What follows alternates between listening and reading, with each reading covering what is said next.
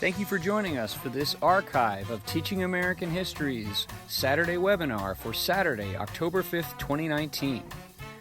The subject of this webinar was Alexander Hamilton and is in our American Minds series of Saturday webinars for the 2019-2020 school year. For more information about our free webinars, go to teachingamericanhistory.org and from the homepage select Programs and then Webinars. Well, welcome everybody to another teachingamericanhistory.org Saturday webinar sponsored by Ashbrook at Ashland University. TAH.org is the leading online resource for the documents-based study of American history, government, and civics for teachers, students, and citizens. I'm Chris Burkett. I teach here at Ashland University. The theme of our webinar series this year is American Minds. And just in case you're joining us for the first time, the purpose of these webinars is to pull together some interesting minds, interesting scholars, some people who have thought about the people we're going to be talking about, and we'll have a conversation for about an hour or so on people who have had an influence on the American mind or somehow reflect the American mind. And we're taking our bearings of that term, the American mind, from a phrase Thomas Jefferson used in a letter to Henry Lee. So all of you, please join into the conversation by submitting questions in the chat box, and we'll get to as many of those as possible. But please make sure you send those. Don't send those to me privately. Send those to everybody so everybody can see them, including our panelists today. And if they decide there's a question that comes up that they want to jump on, they're certainly free to do that. So again, please submit questions. In the next week, you'll receive an email with a link to request a certificate of participation, and that will also include a link to the archived video and audio from today's program.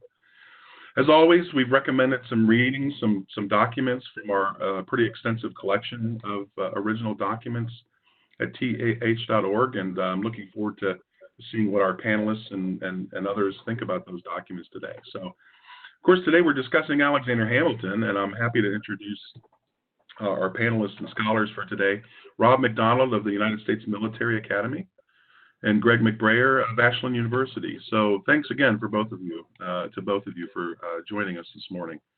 Great to be here.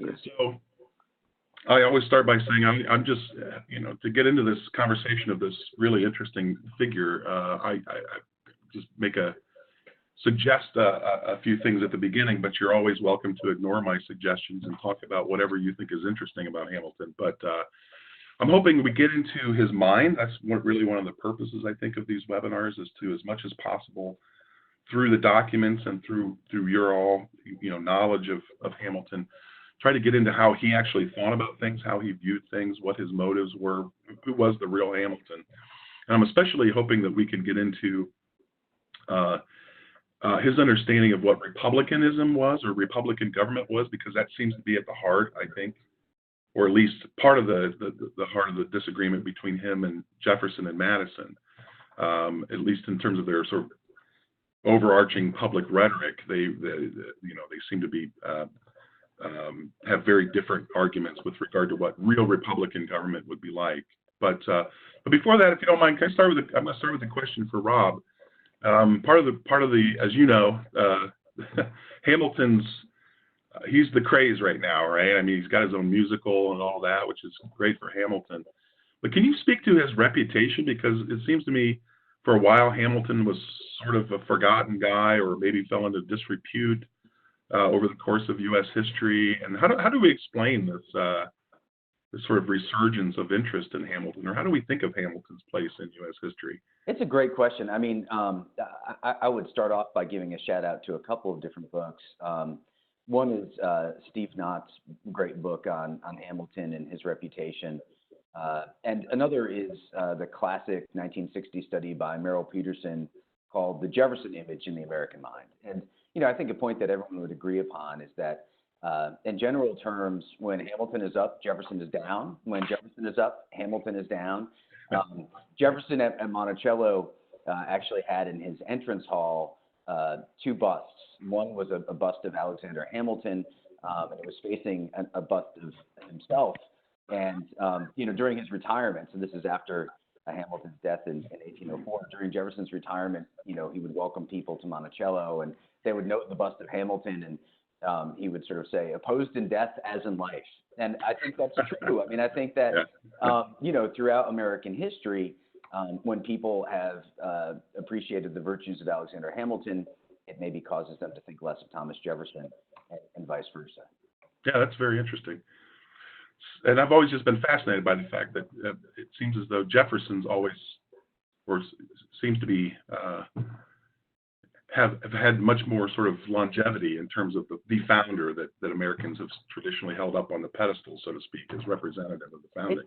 It's true. I mean, I would say that, well, first of all, I kind of like both Hamilton and Jefferson, just as people. I think they're really fascinating. I think they're really interesting and admirable. But as far as the musical is concerned, and I don't claim to be an expert on it. I have not seen it. I've listened to the music, but it seems to me that one of the secrets of Hamilton's current success is that he's kind of been rehabilitated as a Jeffersonian. I mean, he comes across as the small d Democrat, the person who is the advocate for the little guy and the common man and the immigrants. And I'm not sure that that's a fully accurate portrayal of his own political theory. Sure. Yeah, and that doesn't seem to me at all how Jefferson tried to portray him either, right? No, certainly not how Jefferson tried to portray him. Yeah, that's fascinating. So I know there was a resurgence of interest in Hamilton a little bit around the turn of the 20th century with progressives who seemed to revive him. And there was a kind of love-hate relationship between progressives with Hamilton for a while. I mean, what they seemed to admire about Hamilton was his willingness to expand the role and the influence and authority of the national government. But even the progressives tended to portray Hamilton as too sort of undemocratic. Yeah. In a sense, but I think that's very true. I mean, and I've seen it played out sort of on the local level of West Point where I teach. Our 200th anniversary was in 1802. I'm sorry, it was in 2002. It was founded in 1802 by Thomas Jefferson during his presidency. And in 2002, we had a conference on Thomas Jefferson, and soon thereafter, we built a new library building, which we named after Thomas Jefferson. But in looking at the centennial celebrations in 1902, Theodore Roosevelt was there, Elihu Root, Secretary of War, was there, and both of them hated Thomas Jefferson. I mean, they really looked down upon him, in part because of what they took to be his overly specific view of foreign policy. Right. And Roosevelt and Albert Thayer Mahan, very much wanted a large ocean-going navy. Jefferson had his small little gunboats that were intended to be defensive. Right. So yeah, there is some shade there. Yeah, and it's interesting how the sort of importance of these figures in the public mind and how they're portrayed in the public mind is often a reflection of sort of the leading statesmen and their understanding of. So you mentioned foreign policy.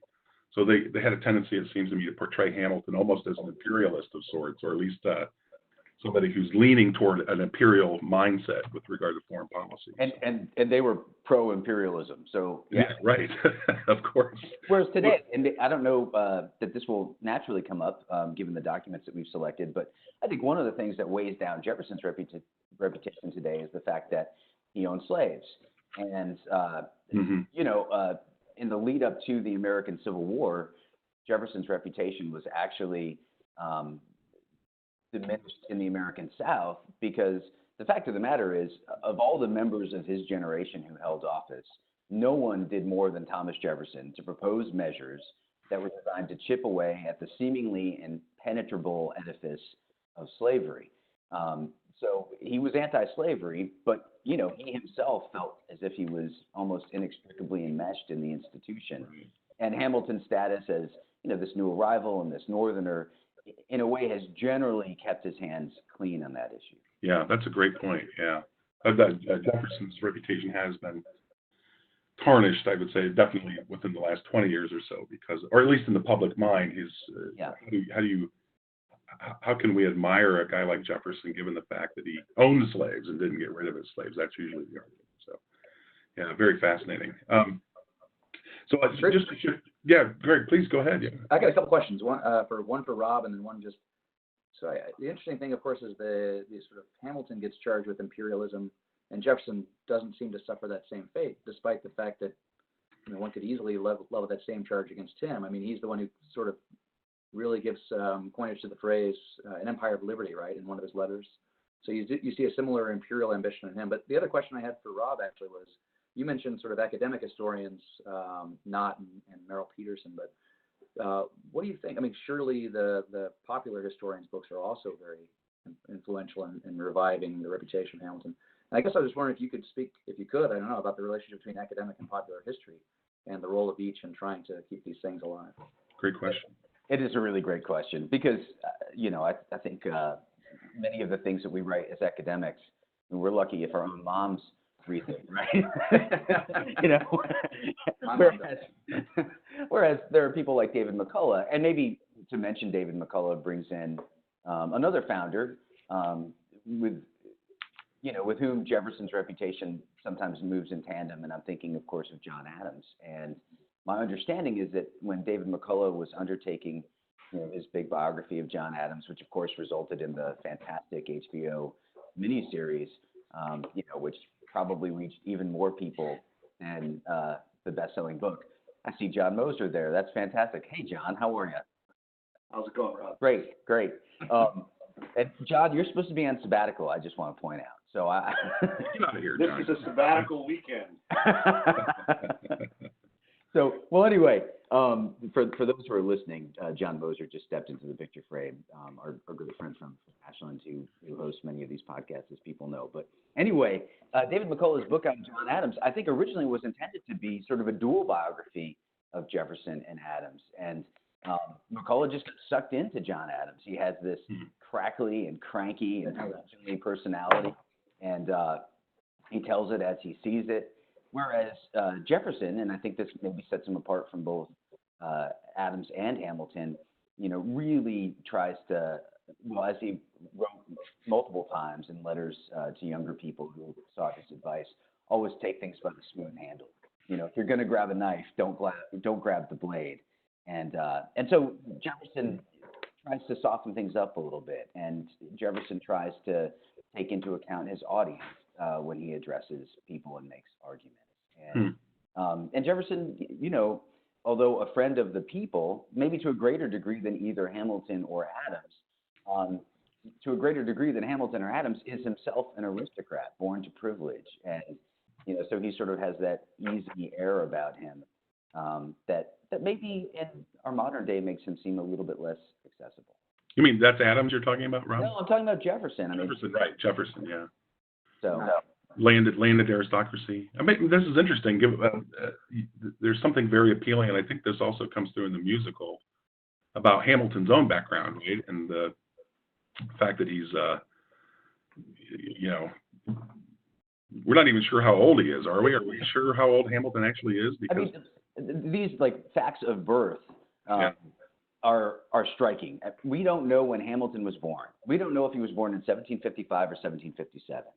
And yet contrast that to the first memory of Thomas Jefferson's, which is being carried on a pillow as a 2-year-old and looking up into the face of a man who was owned by his family. Yeah. Into the face of a slave. I mean, those two facts kind of say it all. Yeah. So, and Hamilton really did have to sort of, I don't want to overstate this, but he had to establish himself in the American colonies, right, in New York.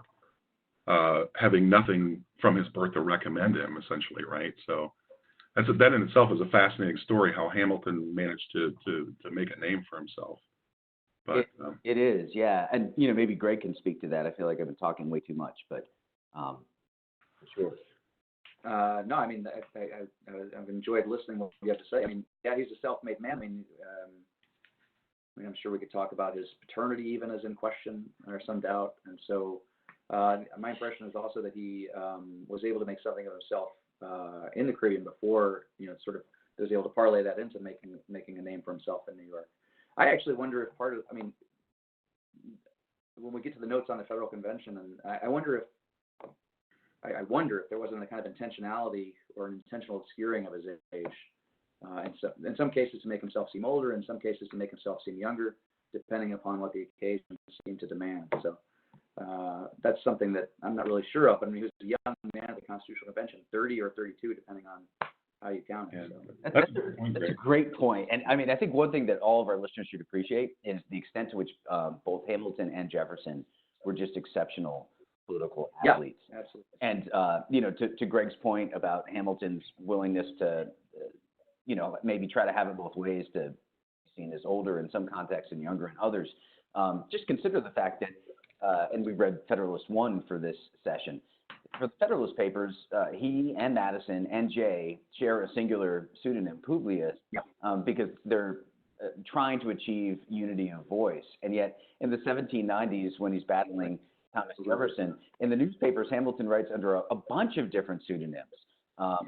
Metellus, Helvetius, because he's Catalyst, because he's trying to, give the sense that there's some sort of broad consensus for his views, when in fact he's penning all of these different essays. Yeah. So he's really a self-made man in sort of he's making multiple. I mean, it really is a productive thing for him. Maybe the fact that he had to be a self-made man in sort of the conventional sense led him to be more creative in these other senses. I mean, yeah, you're absolutely right. Yeah. Present yourself as unified when you're not. Present yourself as multiplied when you're not. Yeah, it's very impressive. Yeah. My understanding, though, is, I mean, look, this is really interesting because of Hamilton's background, and it reminds me, he strikes me as a man of extraordinary ambition. Yes. And even when he was working with Washington as one of his aides during the Revolutionary War, his ego, Hamilton's ego was pretty big, and there were times when he disagreed very strongly with Washington. And in fact, he resigned from Washington's service in the Revolutionary War, according to Hamilton, over an incident occurred in which Washington embarrassed him in front of another officer. Because Hamilton had managed to he showed up late. He had been detained by official business. Showed up, he said, maybe 2 minutes late, and Washington chastised him from the top of the stairs, looking down on him. It's a stunning story. What's that? It's a stunning story. I mean, Really it's told particularly well by a great historian at George Mason University named Pete Henriquez, who has a book that came out in 2006 on George Washington. And, he left Washington waiting for him at the top of these stairs at one of their winter headquarters. I think it might have been in Morristown, New Jersey. And, Washington is the commander-in-chief of the Continental Army. He's waiting on one of his young aides. And he's standing there, and he's waiting. And you're not supposed to keep the general waiting. And when Washington expressed his displeasure, Hamilton essentially, Chris, you said he resigned. I mean, he quit. Amazingly, Washington is the one who offered the olive branch and invited him back. Yeah, and I've read a couple of letters Hamilton wrote after this about the incident. He's very offended by this, and he even in quotes refers to Washington as the great man, but he includes quotation marks. Right. So he's using this, but it's very revealing, I think, about Hamilton's own character. That is, he himself considers himself to at least have the capacity to be a great man himself, and seems to me he's jealous of that kind of honor or reputation from a very young age. You mentioned, he ends up writing under Publius. Before he writes as Publius, he starts writing under the pseudonym Caesar. Yeah. Right. Very ambitious. And I think it's John Jay. It may have been Madison, but I think it was John Jay who said maybe that's not such a good idea. And after Brutus, or was it? Well, that's why Brutus took his name. Brutus, AntiFederalists, right? So. But why do you choose Caesar? I think there may be something very symbolic in the choice of the name that's a reflection of Hamilton's own character. Is it okay to kind of walk through a text a little bit? Absolutely. I'm hoping that's what we'll do. So I just want to. I'll take a crack at this. This is the thing that kind of intrigued me most going through the primary readings. And since you asked two questions, I think that what is the real Hamilton about? What's really going on in Hamilton's mind? And what is his republicanism, such as it is? Because he says that he's a Republican. And then why Caesar, right? So Caesar reveals kind of a deep ambition. It reveals a sort of a preference for Caesarism, right? Sort of a monarch or somebody who's very impressive. And so as I read and as I reread many of these pieces, I mean, the sort of profundity of thought is evident, and he seems like a serious thinker of the highest regard. I mean, he penned 50 something of the 85 Federalist Papers. So he penned the great majority of the Federalist Papers. So he's a huge defender of the United States Constitution when it came out. And so then I'm reading these notes on the Federal Convention, and I'm thinking, does this seem like the product of a great mind? I mean, and so as I try to work through this, it seems problematic. I mean, as I walk through it, I mean, it seems like a really big blunder. Given that this is private, maybe we can sort of excuse it, given that it's secret and then the notes won't come out. But I mean, as I read through this, the Hamilton plan, I just sort of, I mean, he defends England, for God's sake. England's the best. You know, these are people who just fought a war against them. He's like, they've got the best constitution. They're really awesome. We should be more like them. And I imagine if I'm in the audience and I'm a patron, I'm like, who does this guy think he is? And so, I just, as I got there scratching my head thinking about, usually anytime I teach a text, and if anybody has had me there, I sort of begin with questions of author, audience, and title. And we've already talked about who he is, and we'll talk more and more about it. There's no title for this particular piece, but we can think about the audience. Like, who in the notes on the Federal Convention, who is Hamilton? Who's he talking to? Who's he trying to persuade? Because I mean, you get this full-throated defense of monarchy, basically. Yeah. And so it's puzzling, and I couldn't really make a sense of it. And so I went back and I just sort of tried to look at where things stood, and I sort of sketched out some important dates in the Constitutional Convention just to kind of situate myself, see if that made any sense. And I'm sure that many of you know this, but it starts in May of 1787. May 14th exactly, and then May 29th, so 2 weeks later roughly, Randolph presents the Virginia Plan, Madison's Virginia Plan, which has been debated for about 2 weeks. And it's being criticized heavily, it seems to me. So at this point, it seems like this is when the New Jersey Plan is introduced, and it seems as though the New Jersey Plan is meant as a sort of countermeasure against the Virginia Plan. And the argument seems to be that the Virginia Plan is presenting what would be a highly nationalized government, a national government, a consolidated government. And so the New Jersey Plan comes forward and says, look, we actually want a federal plan. Like, we want to remain a federal government. And the New Jersey Plan strikes me as purely federal because, according to Patterson, the Virginia Plan calls for a supreme national government. So the New Jersey Plan says, let's just leave the Articles of Confederation intact. The states will remain sovereign, but we'll give them some new powers. They can do taxes and these kinds of things. So this is on the 14th, 15th, he introduces the plan, and it gets debated June 16th through 19th. Right. And the 18th, the middle of those 3 days, is when Hamilton gives this speech. Yeah. No, this context is really important, Greg. Sorry to interrupt. No, of course. I mean, so in my mind, the Virginia Plan is sort of, I mean, a boxing metaphor. It's on the ropes. I mean, it's sort of, Patterson's beating up on it, and there's some question about what to do. And so as I think about the audience, the audience is sort of skeptical of the Virginia Plan. They hear the New Jersey Plan, and they're like, oh, it sounds good. Sounds kind of like what we have. And so what in the world is Hamilton trying to do here? That's kind of the question that I have in mind. Yeah. And as I go through it, as I try to read it, let's see if I can find it. Yeah, I've got it. So if you pull up the Teaching American History site, or if you pull up, I printed out like I did, it says, this is an introduction, so this is not by Hamilton, but he says, on June 18th, Hamilton expressed his displeasure with both the Virginia Plan and the New Jersey Plan. So I'm not interested in either. Okay, so who are you hoping to persuade here that what you're trying to do? So I don't know. So these are, of course, Madison's notes on the Federal Convention. So the first paragraph, when he starts speaking, Madison says, Mr. Hamilton had hitherto been silent on the business before the convention, so Hamilton hasn't spoken yet. Partly from respect to others whose superior abilities, age, and experience rendered him unwilling to bring forward ideas dissimilar to theirs, and partly from his delicate situation with respect to his own state, New York, to whose sentiments, as expressed by his colleagues, he could by no means accede. The crisis, however, which now marked our affairs, was too serious to permit any scruples whatsoever to prevail over the duty imposed on every man to contribute his efforts for the public safety and happiness. He was obliged, therefore, to declare himself unfriendly to both plans. So he doesn't like either plan. Right. Okay. So I mean, there's a Virginia contingent and there's a New Jersey contingent. And so is he trying to win one side over the other? Now, this is fascinating. I think it may be important to note that Hamilton and Madison are. I don't think it's an overstatement to say that they're essentially on the same team throughout the convention. At least when Hamilton's there, right? Because Hamilton's not there for a large part of the convention either, which is another story. So why get up and disavow the guy whose team you've been on the entire time? Well, here's they've Madison and Hamilton have known each other a long time, and in fact, they served together in the Confederation Congress, and they've actually been friends. I would think political allies. I agree. From the 1780s on, because they have been pretty consistently from 1780 on been voicing their displeasure with the defects of the Articles of Confederation. Absolutely.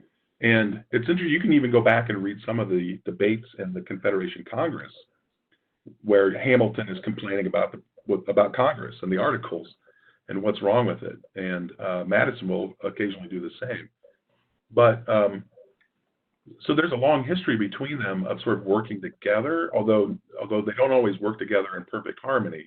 Mm-hmm. There's a kind of usefulness, I think, from Madison's perspective, of a Hamilton in his willingness to sort of stand up and say what some might consider to be outrageous things. So, are you still there? Am I frozen? No, I can hear you. It looks like Greg's frozen for some reason. So, I mean, there's a great instance in the records of the Confederation Congress where Madison is trying to introduce, I think, an amendment that would allow for certain votes to be taken to reduce the quorum requirement, so that it wasn't a majority of all the states, but a majority of the states present, I believe. And at one point, they're debating back and forth on this, and Hamilton gets fed up and says, "Look, come on, you guys, just cut right to it. The problem is the states; they won't let anything get done." And Madison makes a note, and these are Madison's notes of the debates in the Confederation Congress. And Madison notes, "And thus Hamilton let the cat out of the bag and ruined our chances for getting this amendment passed." But my point is, it seems like, Rob, Greg, I don't know if you're back or not, but Rob, jump in, please, if you like. But it seems like there's a kind of usefulness to a guy like Hamilton making these position statements, as long as he doesn't go too far and sort of overdo it. So. Well, maybe the usefulness is that he makes the Virginia Plan seem moderate. I mean, by defining sort of this new, people talk about the Overton window. It's the space within which public debate can take place. And by expanding that space, by including more extreme nationalistic views, he therefore makes the Virginia Plan seem more moderate. I can't speak to his motivations, but that may well have been the effect. Yeah. Sorry, I got disconnected there, but that's okay, Greg. Go ahead. Sounds like you guys were picking up the direction I was headed. I mean, a couple paragraphs down, he says, "The plan proposed, the New Jersey plan, departs from the federal idea." And the next paragraph says, "Look, what we're going to do is you're actually going to make a national government." So it's like to me, it sounds like he's saying, okay, you're saying Madison's government is a national government. No, I'll show you what a national government looks like. And yeah. I think Rob was just saying precisely this. So I mean, Madison and the Federalists actually admits that his is kind of a middle ground. It's not simply federal. And so I think you now have an extreme version that Hamilton has, that he's saying, look, yeah, he's offering something that, look, we have a president that's going to be elected for life. The Senate's going to be elected for life and indirectly. And there's going to be a national court in every state. I mean, and so this kind of scares people back to where they're thinking, okay, maybe the Virginia plan isn't as crazy as we thought it was. So, I mean, sorry, I got muted out there. No, that's okay. But I think another interesting aspect of this, Craig, is again, thinking of the speech in the context in which it's given, the opposition to the Virginia plan, Patterson and Brearley and a lot of other delegates, one of the arguments they're making is that because it's shifting away from a governmental system that is deeply rooted in the states toward a national government, is that it will undermine the ideas of republicanism as they understood it. Yes. Which placed great emphasis on local concerns and interests, the importance of rights and liberties, the defense of rights and liberties, as well as sort of the general regulation of morality on the state level. So the shift from the states to the national government is an attack on republicanism. Yes. Or will undermine republicanism. And what's interesting is, in the speech from Hamilton, I almost get the sense that he is, as you say, Greg, he's saying, I'll show you what a real national government would look like. It's almost as though Hamilton is saying, what we really want is efficient government, but we need to imitate we need to maybe borrow and imitate the things that the British model does well, the monarchical model does well, and incorporate them into our own system, my national plan, as far as Republican principles will allow, right? So he's even batting back against this emphasis on it's not Republican enough. Well, Hamilton says we want to make it as Republican as possible, but you can't allow republicanism and the ideas connected to republicanism to stand in the way of establishing a government that does the things it really needs to do. And I mentioned earlier, and I'll stop talking. I'm talking too much now. From 1780 on, Madison and Hamilton are complaining about the articles and pointing out the vices or defects of the articles. And Madison's pretty consistent in his objections. And Madison's objections are very strongly centered around the idea of it doesn't allow for a national government that can do what a good Republican government would do. So where's security for rights? Where's security for religious liberty and these sorts of things? But if you read Hamilton's criticisms of the articles, it's almost entirely centered on efficiency and energy. Mm-hmm. What's missing? Energy, right? So there's a great letter, Rob, I know you're familiar with it, Greg, you may be familiar with it too. Hamilton wrote this great letter to James Duane in 1780, before the articles were ever officially even ratified, complaining about the problems with the articles. And the main problem is a lack of energy. It doesn't get things done. But on the other hand, back to the June 18th speech, Craig, monarchies tend to get things done, right? That's right. Maybe, not traditionally in a Republican way, but what it seems like Hamilton's trying to do here is say, what we've got to do is create a national government that is efficient like a monarchy, but is Republican enough to take those, considerations of rights and liberties into account. But I don't know. Again, I'm sorry I'm talking too much here, but I'm running. No, I think that's right. And I think even the idea that Republican government can't survive or function if it doesn't incorporate some of these other elements that allow it to be more efficient and energetic and these kinds of things. Those are the requisite means for carrying out Republican government. Yeah. That you can't have Republican government without this, in fact.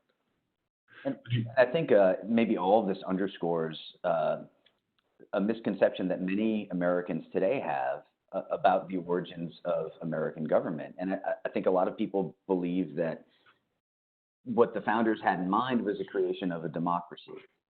And I don't think that democracy, I'm fairly certain, in fact, democracy is not their end. Their end, for most of them, is liberty. Maybe what sets Hamilton apart is he would even subordinate liberty to energy and efficacy. And, his experience as an officer in the Continental Army, and I think the bitterness that he and other officers felt about the incapacity of government under the Articles and the government of the Continental Congress to adequately provide for the Army, would cause him to feel this way. But whether it's energy or whether it's liberty, democracy is a means to an end greater than itself. It's not an end in and of itself. And that's certainly the case for Hamilton. Really, really well put, Rob. So, I mean, again, my sense is Hamilton was not, he didn't think liberty was irrelevant. But without energy in government, liberty doesn't exist for very long, right? That's right. In other words, you've got to create a government that provides for security, both domestic and foreign, right? In a way, or all these rights and liberties that these Republican lowercase r sort of Republicans from the Revolution are clamoring for. They'll be non-existent. So maybe the means to the kind of government, the end is a government that will secure liberty, but the requisite means, as Hamilton says in other Federalist papers, which we don't have, so it's kind of unfair to bring them up, but Federalist 23, right? The means have to be proportioned to the end. So I think that's right. And I think maybe it brings up yet another thing that's very difficult for people today to fully appreciate. I don't think it's a particularly controversial thing to say that the national government that we currently have is much larger and does much more than what the founders envisioned. And, maybe that's a good thing or maybe that's a bad thing, but I think that's a thing. We could objectively agree upon that. Yeah. So we don't appreciate the fact that in the 1780s, many people thought, sure, too much government is a threat to liberty, But there were also plenty of people who feared that the reality was we had too little government, and that posed an even greater threat to liberty. And I think Hamilton clearly is one of those people. Yeah, and I would tend to include Washington in that camp as well, at least in this time period. So, Rob, but so on the one hand, the United States government is doing a lot more. Has it also become more democratic? And that's a great question. I guess another question is, so as it's doing more, is it doing it lethargically or is it doing it energetically?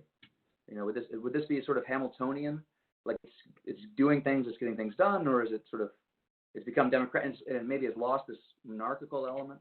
I mean, he's clearly opposed to monarchy, I think, but he does think there ought to be a monarchical element sort of mixed into the Republican government. But I don't know if that's and what you said triggered that question in my mind. I mean, okay, well, now we're doing more. Why isn't that a good thing? Why isn't that energetic? Why isn't that getting things done?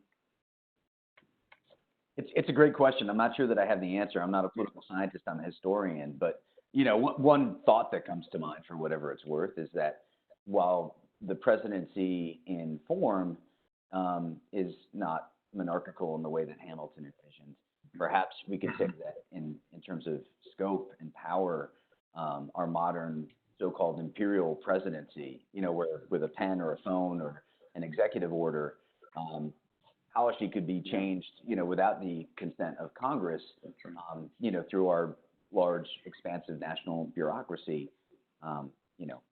Perhaps in some ways it is energetic, despite, the apparent difficulties that the various branches have working together. Yeah, I mean, if this is a great question, if I can just go back to the Hamilton plan at the convention. Yeah, sure. And I'm looking at his actual plan, and I'm noticing in his mind he includes several things that would probably seem to be thought of as departures from a traditional monarch, or at least the British model, right? And so, for example, when you talk about the legislative powers divided into two bodies, one of which is elected by the people. So there's direct election by the people. So there's a democratic element to it, right? At least in that particular branch. And but then I go down and clearly the executive is pretty strong in the Hamilton plan, which is consistent with most of his complaints about the articles of real lack of executive authority, right? But even when he talks about the powers of the executive, it seems like the real strength of the executive, or what he calls the governor, lies in its authority over the states, and less so than its authority over the legislative branch at the national level. So even, look, who has the sole power of declaring war? According to Hamilton, that's the Senate. Could be considered a departure from traditional monarchy.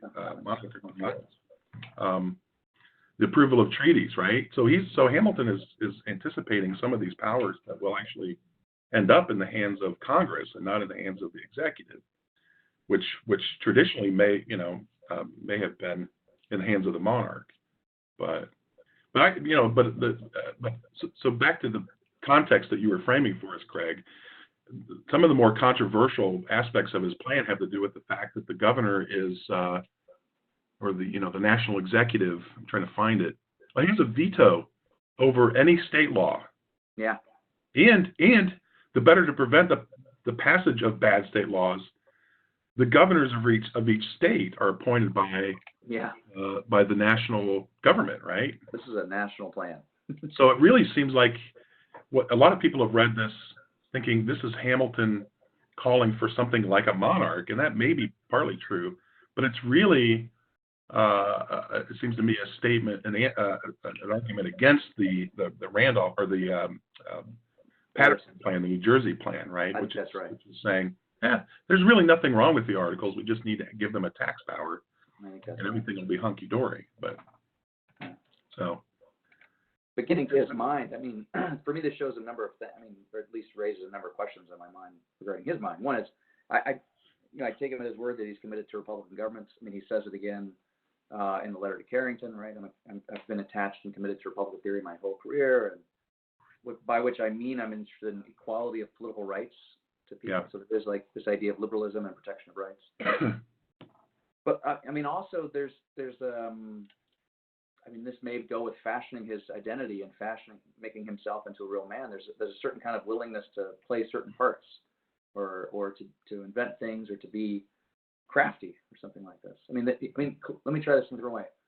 He knew how to practice rhetoric, it seems to me. That's a part of his mind, which involves more than simple, straightforward speech, I think. I mean, he's writing for Washington, for example, in some instances. So you see that he's able to do this. He's able to take on certain minds and articulate visions. So you can bare your soul in a private letter to a friend, but you don't.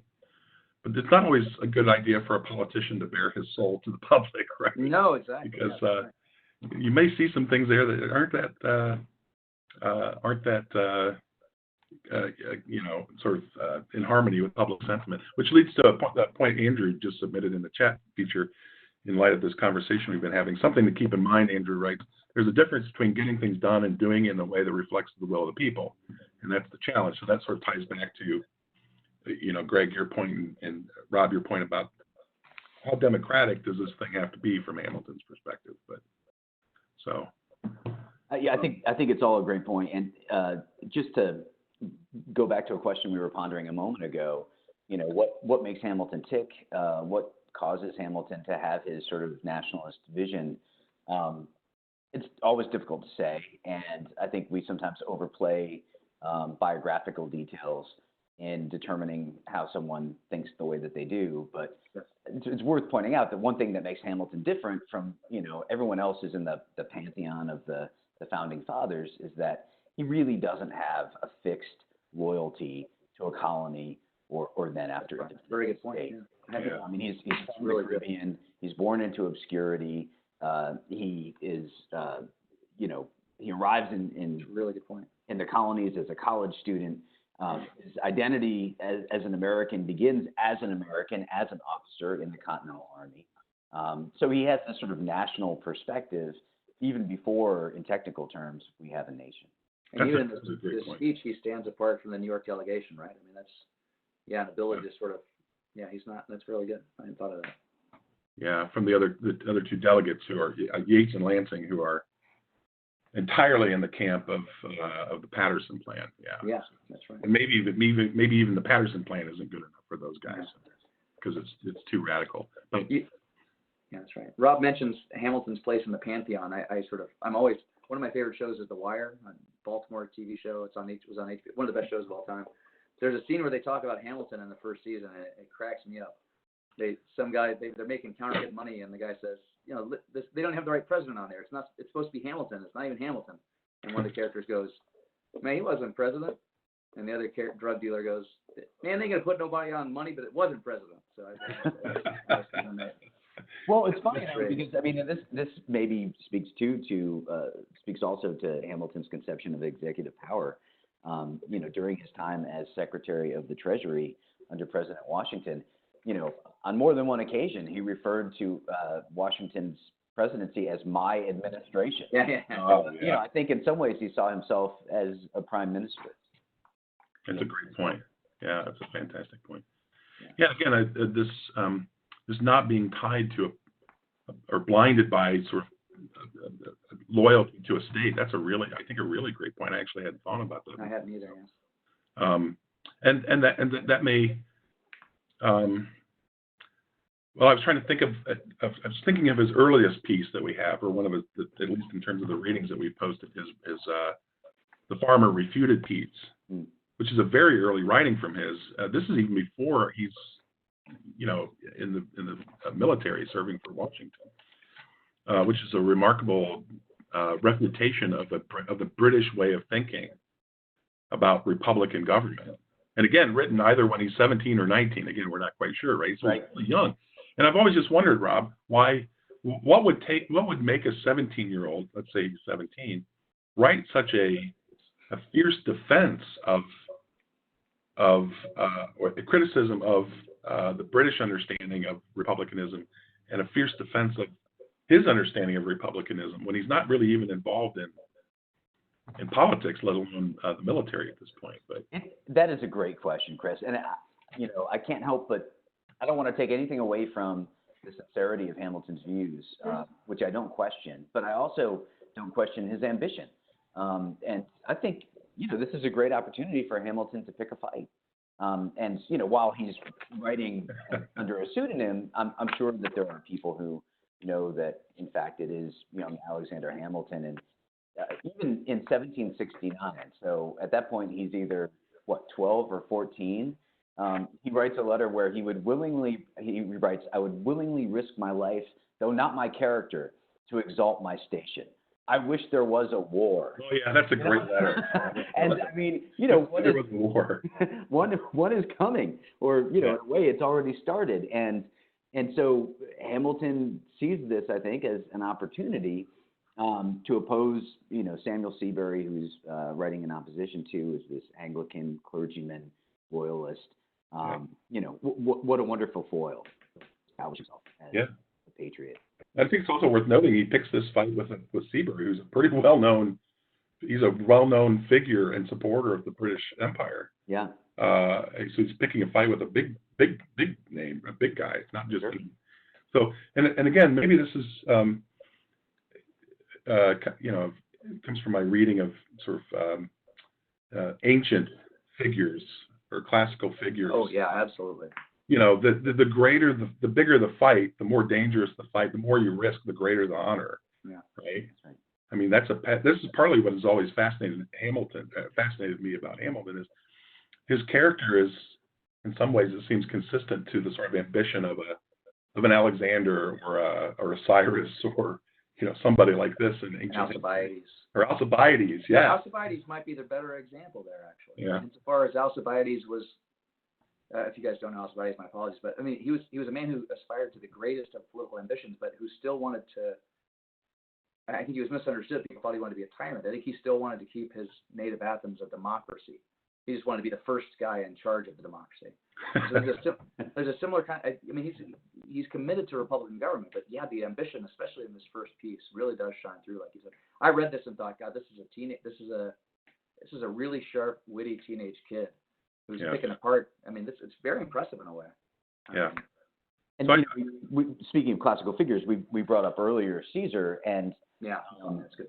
It's maybe worth pointing out, and we have to take it from Thomas Jefferson for this one. So, clearly he had a dog in this fight, but he wrote in one of his private notes, which later was put into this collection that one editor dubbed his Anas. But essentially, it's a collection of notes that Jefferson supposedly took down soon after conversations took place, that he compiled, into this collection of rumors and table talk and everything else. Well, apparently the story is Jefferson is at a dinner party and Hamilton is present as well. And the question comes up, who is the greatest man who has ever lived?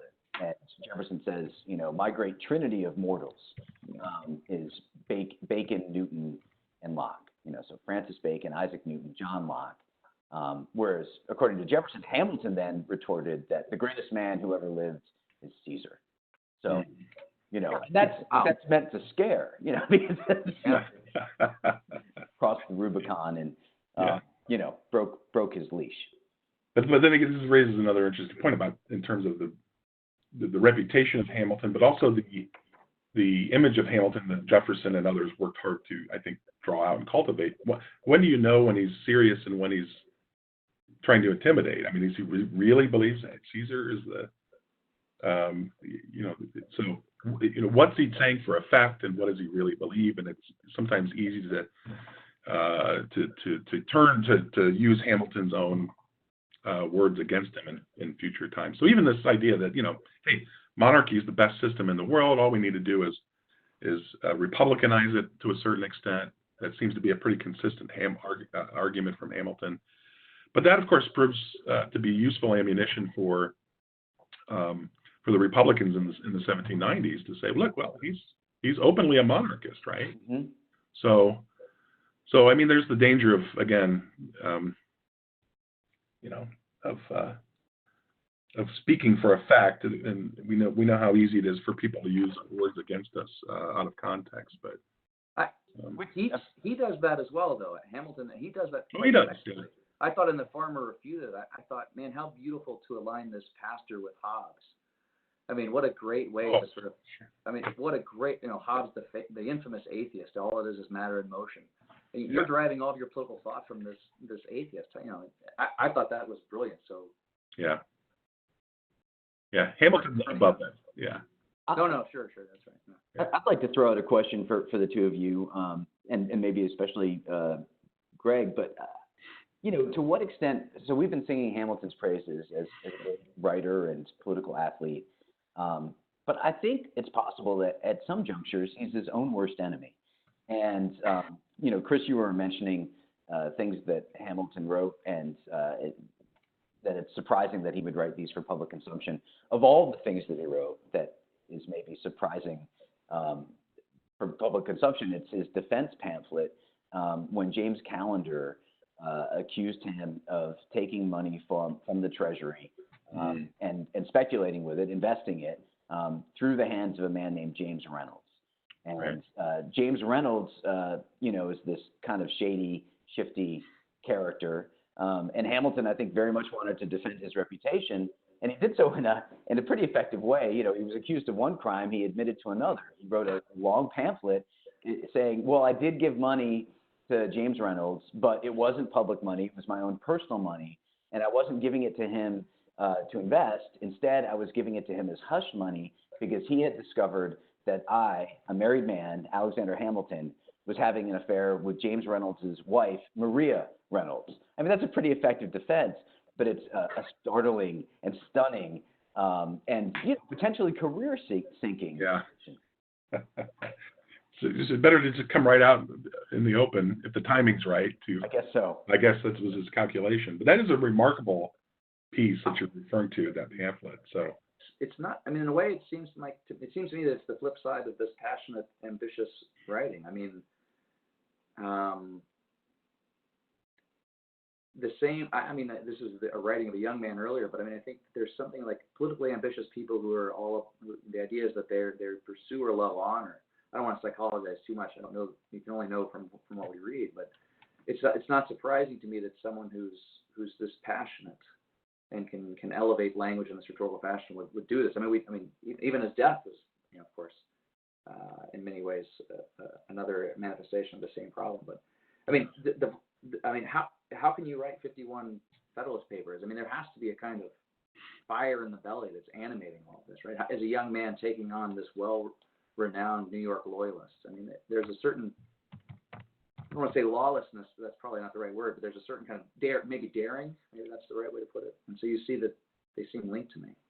And certainly there's a courage in his convictions that maybe causes him sometimes to go too far, at least rhetorically. So in looking at Federalist 1, I couldn't help but note the degree to which Hamilton questions the motives of his political opponents. He essentially says they want to remain big fish in small ponds, and he writes that tyrants are more likely to begin as demagogues than anything else. So he's really letting these guys have it, which is striking when you consider that his main objective through the Federalist Papers, I would think, would be to win over some of his opponents and bring them on board. Not to vilify them or demonize them. That's a great point. And I study Madison a little bit more than Hamilton, but Madison, when he writes, he generally takes a softer approach to the Anti-Federalists, with one exception, and that's in Federalist 38, where he says these guys are totally inconsistent, incoherent, they can't get their act together, right? Madison engages in a pretty strong rhetorical condemnation of the Anti-Federalists. But you're right. And Rob, if I can point us to Federalist 1, since you brought it up. Of course, this is a great opening to the Federalist Papers. I mean, it's one of the most memorable lines or a few sentences about the great question, right, that is facing Americans now is whether societies of men, I'm looking at the document, are really capable or not of establishing good government from reflection and choice, or whether they are forever destined to depend for their political constitutions on accident and force. That's a beautiful way of phrasing the importance of the question, right? And he says it falls to the people of this country to decide that question. But I'm also struck by the fact that what Hamilton's also saying is he already knows what the right answer to that question is. So the real question is whether the American people are capable of agreeing with him or not. Because clearly I think he knows it's possible. Well, look, I mean, it's a great question. Yeah. Can people choose good government from reflection and choice or not? Well, if they don't choose this Constitution, the answer is no. Yes, exactly. Right. So it's a great sort of elevated, noble question in a certain sense. But he's also implying here in the very beginning that the real question is whether, I don't want to overdo this, are the American people smart enough to choose well in this decision? That's right. And I think that helps maybe at least explain a little bit of the vehemence with which he attacks his opponents and the rest of Federalist One, as Rob was saying. So, but I'm also struck by all that is fantastic, but I'm just given our previous conversation, what we're talking about, the daring and the courage of his convictions coming out here, kind of in what you just said, but also in the fact that this seems to me to imply, well, it says more or less outright, this has never happened before. And so there's the kind of, we are uniquely situated, and there's a sort of, therefore we are sort of at sort of, I mean, I don't want to make the Hegelian or something, but like we're at the peak of history right now. We have this opportunity, no one's ever had it. Sorry, now you have to buy donuts. But the other thing, not just that, I mean, it's now less clear but still implied, I think, is that there really haven't been good governments either. Yeah. And so it's not only has this opportunity never been afforded, but I mean, you know, he says good things about Great Britain and whatever, and it's not completely ironclad, but the implication is, yeah, maybe accidentally there's been for a brief period a good government here and there, but not really. Yeah. This is the first time we're going to actually do this. Can I just jump in for just 1 second? I'm sorry for being selfish here, but the way you put that, I want to add to what I was saying earlier. There's a kind of, because when I read the way Hamilton words that, I get the sense that, I don't want to say it's smugness or anything like that, but there is a kind of pride in his part that he already knows the answer, and now the question is whether or not the American people can come through and make the right decision. But the way you're phrasing it is really important, because if they actually do it, and maybe for the first time actually in human history establish good government through reflection and choice, the honor is not just Hamilton's. The greater the share of honor for the American people. Yeah. And he would be part of a nation and a people that has done maybe the greatest thing in human history, a thing that's never been done before. So I hadn't thought about it that way, Greg, in light of the way you're phrasing it. Just one other thing that's occurring to me, just in light of I wouldn't have brought this up and I wouldn't have thought about it but for the conversation. But so the idea is here, this paper is written to, author, title, context, audience, right? This is written to the people of New York to try and persuade them to ratify the Constitution.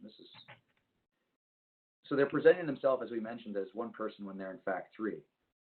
So I mean, again, rhetoric. I mean, there's a kind. I mean, what is the goal of the Federalist Papers? It's nudging the American people to make the correct decision. But if I were being a little naughty, I might say not entirely through honest means.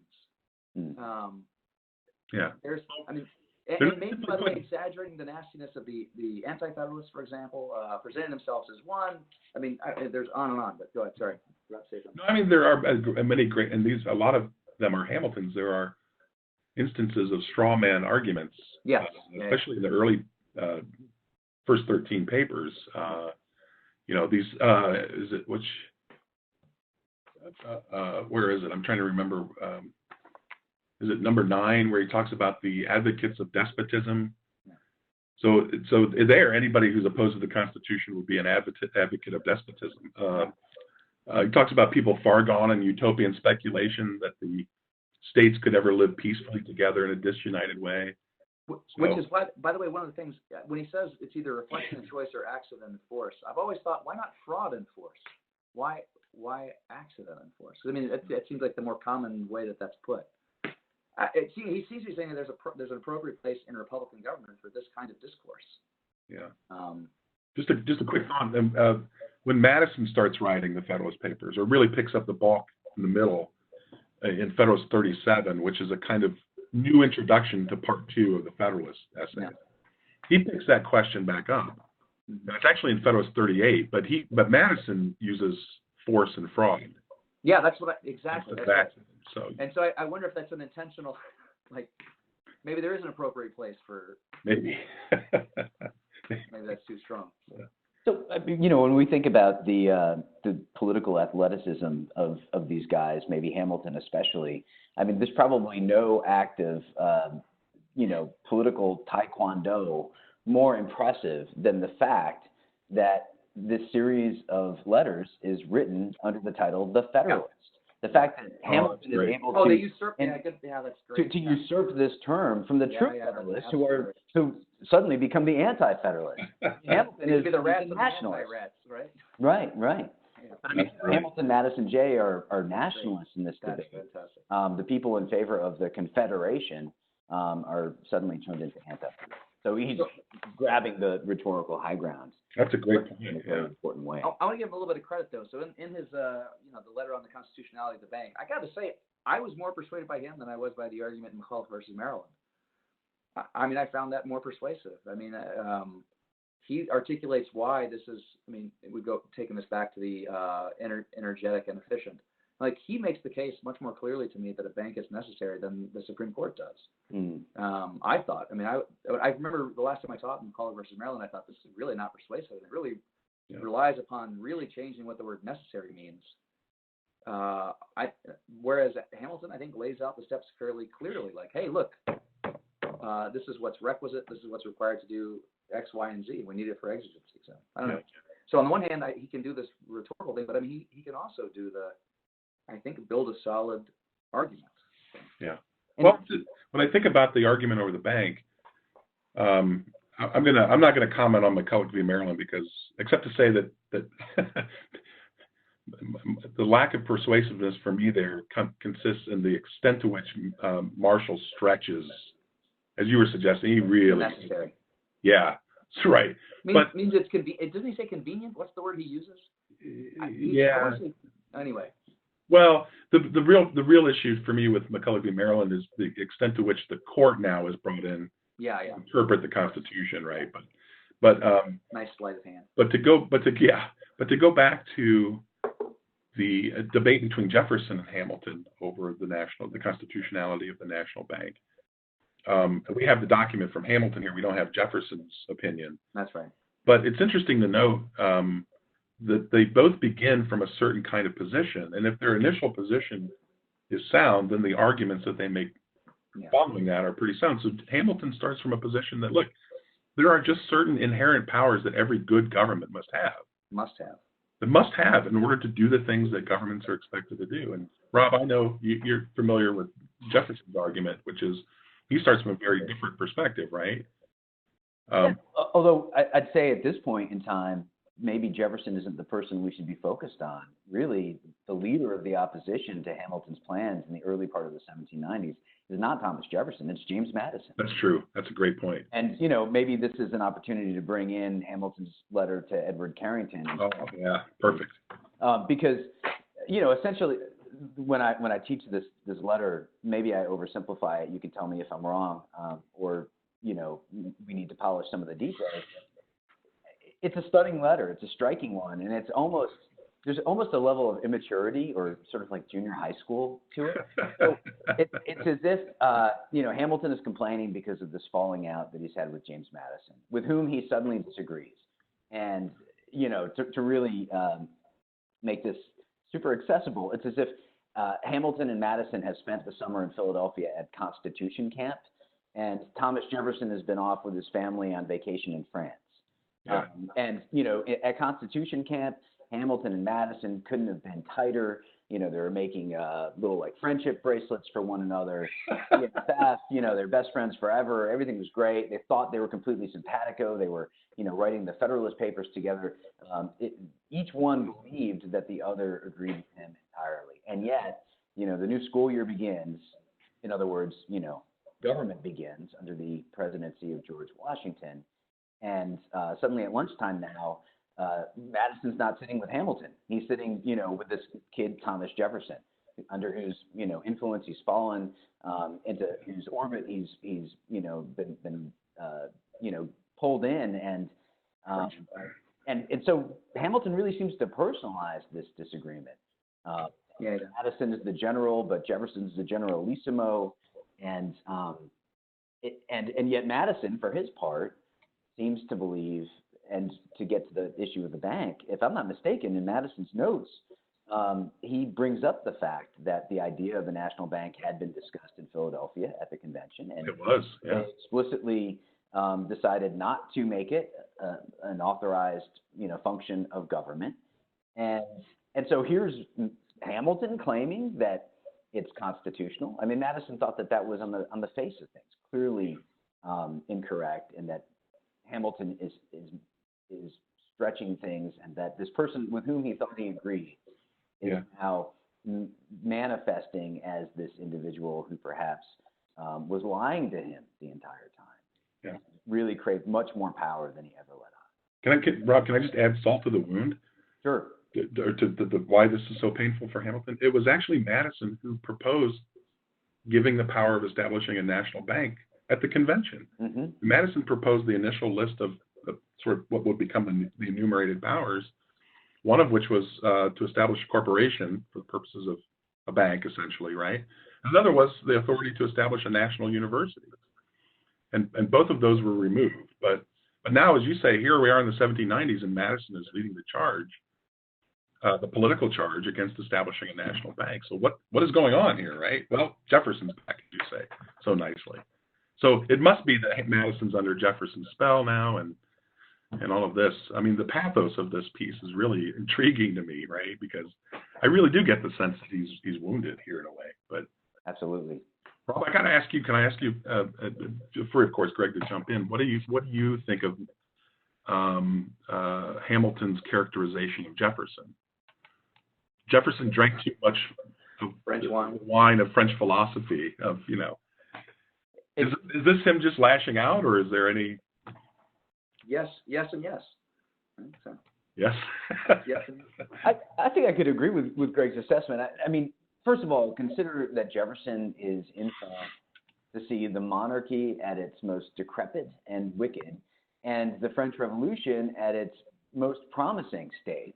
I mean, Jefferson's not there for chop off their heads and the reign of terror. He's there for liberty and fraternity and equality. And when one of the first acts of a revolution is to free all the prisoners from a jail, that it's a corrupt regime. I mean, we at least can say this about, we're generally happy that there are people in jail. The people in jail nowadays, we generally believe are dangerous, most of them. And, it's probably a good thing that they're there.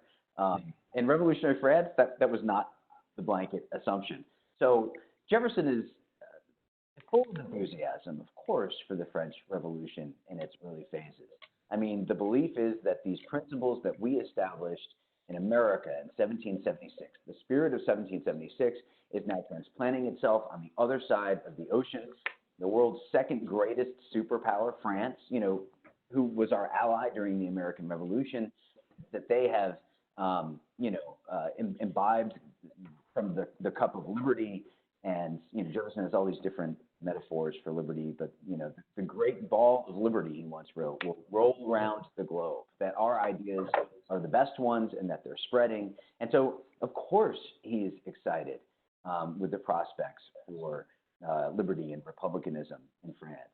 And then he comes back to America, and, initially the national capital was in New York City, and, he's struck by the degree to which, in some ways, we're maybe aping the monarchical etiquette and pageantry of the European continent and England itself. Yeah. And that's disturbing to him. Yeah, but this would have been when he first comes back, of course, it's pre-terror, it's the spilling of the French Revolution over the borders and into a general war against aristocratic Europe and these sorts of things. So, but it's funny, it's interesting how, in that light, things that Hamilton said earlier can come back to bite him in the sense that they're used against him. And this earlier view that Jefferson seems to have had of with his hope for the future of the French Revolution, though his views on that seemed to change over time, he seemed to be tempered in his enthusiasm when he saw how bad things got. Sure. But once again, his reputation as a lover of Rousseau and all things French, as a radical French Democrat may have been established. And it seems to me Hamilton is willing to make use of that in his critique, or if not directly, at least perhaps through some of the newspapers that are sort of under the influence of Hamilton. Just as much as Jefferson is willing to portray Hamilton and his group as monocrats. But well, and that's one of the central fissures of the 1790s and the great political divide.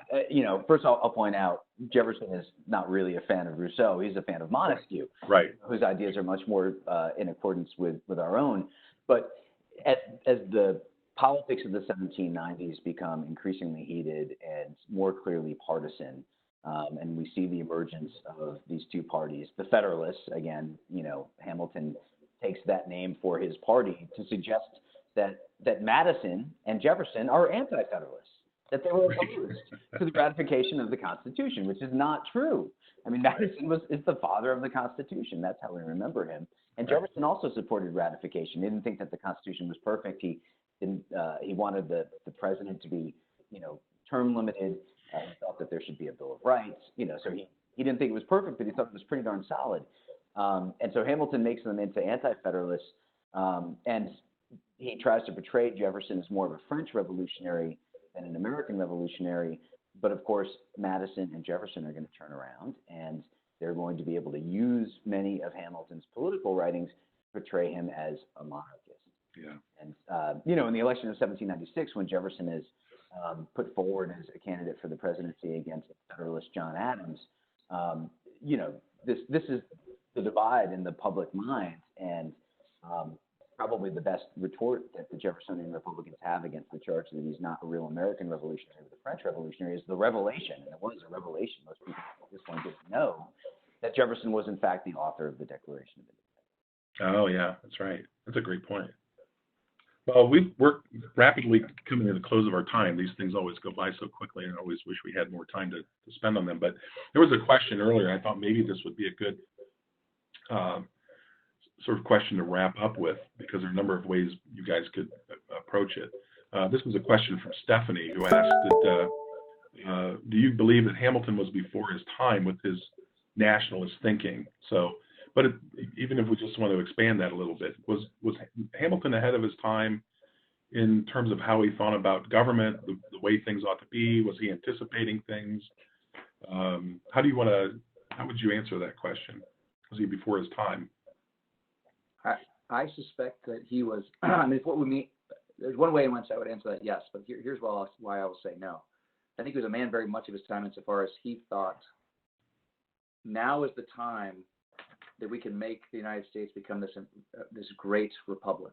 So, I mean, he is forward-looking. I mean, it's all very forward-looking. So in a way, the question's right. I mean, the idea is that Hamilton saw himself, I think, his great ambition was in line with the great ambition that he saw for the United States. And so yes, I mean, he's moving forward. Yeah, interesting. There's a wonderful 1783 memo that Hamilton writes to George Washington, where he kind of lets slip his orientation, his outlook. He's speaking metaphorically and regarding foreign policy, and he says, we have British Canada on our left and Latin America on our right. We can have that kind of gives it away. I mean, Hamilton's outlook. Hamilton's looking east. He's looking across the Atlantic Ocean. He's looking toward Great Britain. I think as a model for America's future. Absolutely. And, while you could take that and use it against Hamilton and say that he's a monarchist or that he's a counter-revolutionary, he's not crazy, because Great Britain at that moment in time is the richest, it is the strongest, and it's the second most free nation on the planet. That's very well put, yeah. And again, it's a little unfair to bring it up, but I'm reminded of Federalist 13, where we're talking about Europe, but he's, I think, thinking of Great Britain, and he talks about the empire that the British have established, and there's an opportunity for America to carve out its own sort of empire, even if it's not political empire in the strict sense of the British model. But he seems like he's got a big picture view of things, so taking these larger things in consideration. Thanks both of you very much. Again, there are other great, things that we could bring up from these, but I think we've done a great job of, from the documents, getting a little bit deeper into Hamilton's mind, and I really am grateful for your time and your thoughts this morning. So thank you very much. Pleasure as always, Chris. All right. Hopefully we can do it again at some point. Thanks, Rob. That was great. So yeah, thank you both very much. So and thanks for the questions from people joining us. Let me just remind you about the email that you'll receive that will include your link, a link for your certificate of participation. This conversational mode is pretty much how we do everything with Ashbrook, including in these seminars that we do. So if you've enjoyed this style of thinking and getting into documents, take a look into some of the other resources that Ashbrook provides. I mentioned these free one-day seminars, which we're running in over 20 states. They're entirely document-based, entirely discussion-based, and you can find out more about these seminars at the TAH.org website. Just click on seminars on the top of the screen, select one-day seminars as the category, and you'll see the list of options for you there. So take a look at those and see if you're interested in them. Our next Saturday webinar will be Henry Clay. We'll be discussing Henry Clay, and that will be on November 2nd. So hopefully I'll see most of you here again for that. Until then, take care and thanks.